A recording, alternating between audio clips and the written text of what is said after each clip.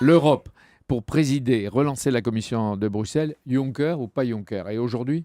Oui, ce sera sans doute Jean-Claude Juncker aujourd'hui. On voit bien, je sais que hier soir, M. Van Rompuy, qui est le président du Conseil européen, a fait cette proposition officielle. Il y aura peut-être, si M. Cameron le souhaite vraiment, un vote à la majorité qualifiée, mais il y a une majorité pour Jean-Claude Juncker.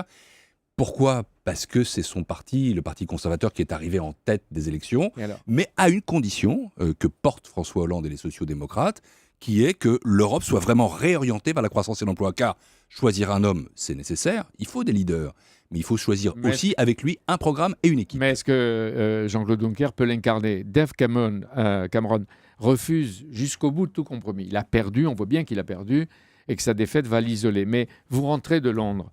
D'abord, pourquoi s'obstine-t-il dans son refus du conservateur? Et est-ce qu'il est suivi par son opinion? Ils évoquent des problèmes de principe. Pour lui, c'est le Conseil européen, les chefs d'État et de gouvernement qui doivent choisir et non pas subir l'influence du Parlement européen. Il y a des problèmes de personnes. Il estime que Jean-Claude Juncker est un fédéraliste du passé. Il y a aussi le précédent qu'il évoque, le consensus d'habitude. Et c'est vrai que l'opinion britannique, qui est assez eurosceptique, le suit.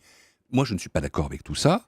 Je pense qu'il faut entendre les arguments britanniques. Je pense qu'il est important que la Grande-Bretagne soit dans l'Union européenne, qu'après le moment de tension, on vive ensemble. Mais je veux le dire, Jean-Claude Juncker a les qualités pour être un bon président de la Commission européenne. Ça vous fait rien qu'il soit resté 18 ans Premier ministre du Luxembourg, un Luxembourg paradis des évadés fiscaux, du secret bancaire? Moi, je suis socialiste, je n'ai pas fait campagne pour Jean-Claude Juncker, j'ai fait campagne pour un autre, Martin Schulz. Mais malheureusement, pour moi, mais c'est la démocratie, ce n'est pas mon parti qui l'a emporté.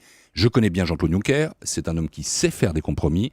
Demain, s'il est président de la Commission européenne, il devra être l'homme de l'intérêt général européen, donc lutter contre le secret bancaire, lutter contre l'évasion fiscale, lutter contre la fraude fiscale. Et puis, par ailleurs, c'est un homme qui a une double culture, une culture française et une culture allemande, justement. Et c'est important de savoir faire ce pont entre nos deux pays. Et aussi, c'est un conservateur qui a des sensibilités sociales. Bref, il peut bâtir des compromis dont l'Europe a besoin, mais encore une fois, il faut un bon projet orienté vers la croissance et l'emploi, et il faut une équipe autour de lui, avec ce que François Hollande a demandé, des sociaux-démocrates dans des postes de responsabilité. Ça ne veut pas dire Jean-Marc Ayrault, président du Conseil européen? Écoutez, on n'est pas au non pour le moment. Est-ce que François Hollande tient ses promesses? Oui, moi, c'est le chef de l'État. Et quand je parle avec François Hollande, je parle avec le chef de l'État, et j'ai un grand respect des règles de la République. Donc vous serez nommé commissaire européen quand?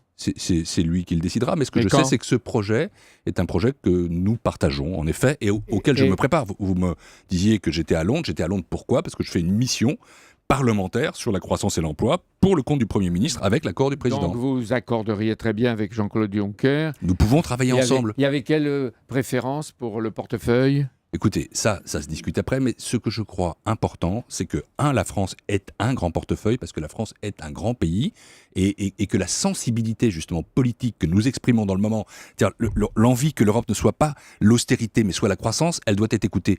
Et deux, il me semble que c'est dans le domaine économique, mais ça peut recouvrer plusieurs choses, ça peut être pardonnez-moi, ce qu'on appelle de la microéconomie, ça peut être l'industrie, ça peut être la concurrence, le marché intérieur, ou ça peut être la macroéconomie, c'est-à-dire les règles communes que nous partageons, la gestion des déficits. La France a sa place.